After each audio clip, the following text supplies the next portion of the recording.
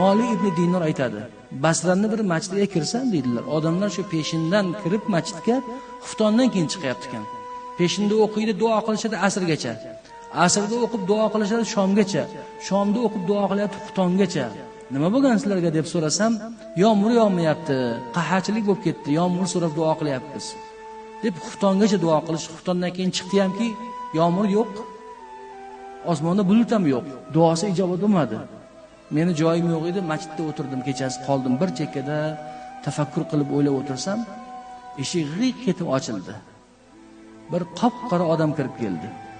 Burni kichkina, pachoq, qorni katta, ustida ikkita matosi bor, g'irt, ashaddiy kambag'allik bilinib turardi.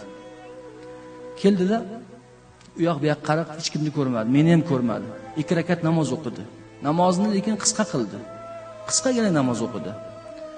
Qo'lni duoga ochdi-da, u yoq bu yoqqa qarab hech kimning yo'qligini bilgach, meni ilg'amadi, ko'rmadi, duo qila boshladi. Ey Robbim, sen bandalaringga odob berish uchun ulardan yomg'irni to'sib qo'yding.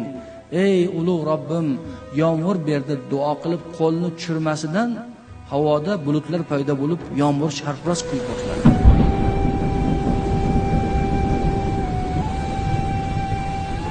Haligi odam chiqib ketdi, men ham orqasidan ergashdim. Mahallaning ichiga kirib bir eshikka kirib ketdi. Belgi qo'yishni hech narsani topa olmadim, yerdan bir kesak olib, haligi devorga, eshikka belgi qo'yib qaytib ketdim. Ertasi ertalab tong otgandan keyin kelib izladim. Topdim o'sha belgini. Qarasam bir qulfurushli uy ekan. Qul sotadigan odamning uyi ekan. Kirdimda u odamdan qul olmoqchiman, qullaringni ko'rsat dedim. Haligi odam izlayapti. Hamma qulni olib chiqdi, kechagi odam yo'q.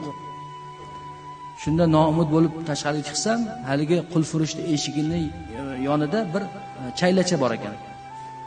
Ichida bir odam bordek ko'rindi. Qulfurushdan kim bu desam, nima qilasan buni? Foydasi yo'q senga. Bu eng qiymati yo'q qulim bu. Birovga foydasi tegmaydi. Kuchi yo'q, qo'ldan ish kelmaydi. Qo'y buni olma, mana baquvvat qullarim bor. Yo'q, men shuni olaman dedim. Arzimagan pulga berdi. O'zi ham bezor bo'lgan ekan, egasi ham u quldan. Qarasam o'sha uyga bordi buni. Uyga borgandan keyin boshini ko'tardi-da menga qarab, "Ey sayyidim, nima uchun meni sotib olding? Men agar mendan kuch-quvvat istasang, kuchli qullar bor edi, olmading. Qo'ldan ish kelishini kutsang, meni qo'limdan ish kelmaydi. Ish keladigan qullarni olmading. Nima uchun meni olding, ey sayyidim?" deyapti. Men kechagi voqeani aytib berdim. Men guvoh bo'ldim seni ishingga. Qo'ling yerga tushmasdan turib duoing ijobat bo'lganiga guvoh bo'ldim. "Yo'q, u men emas" dedi. "Adashyapsan" dedim. Men qatib turib oldim. "Yo'q, sensan" dedim. Oxiri menga qarab, "Haqiqatda tanidingmi meni?" dedi. "Ha, tanidim." "Aniqmi? Ishonching komilmi?" "Ishonchim komil" degandan keyin boshini egib oldi va sajdaga ketdi.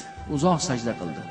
Nima qilyapti ekan bu deb engashib quloq solsam, sajdasida aytardi: "Ya sohibas sir, qad fashas sirru." Ey sirlar sohibi bo'lgan zot, sir zohir bo'ldi. Undan keyin mening yashash ishtiyoqim yo'q deyayotgan edi. Birozdan keyin sajda qilgan joyida uning joni chiqib ketdi. Malik ibn Dinor shuni o'zlarining kitoblarida yozib keltirganlar. Ya'ni bu yerdagi sir birodarlar, bu ixlos. Ixlos Alloh taoloning bandaga bergan ixlosi Allohning sirri bo'ladi. Odamlar orasida shunday odamlar borki, duosi qo'li yerga tushmasdan turib duo qabul bo'ladigan odamlar bor. Shuning uchun ular maxfiy bo'ladi. Oramizda ham bor, qaysi birimiz avliyo ekanligini biz bilmaymiz. Shuning uchun hammadan ommadan duo olish madaniyati musulmonlarda bor. Allohumma salli va sallim ala sayyidina Muhammad va ala alihi va sahbihi ajma'in.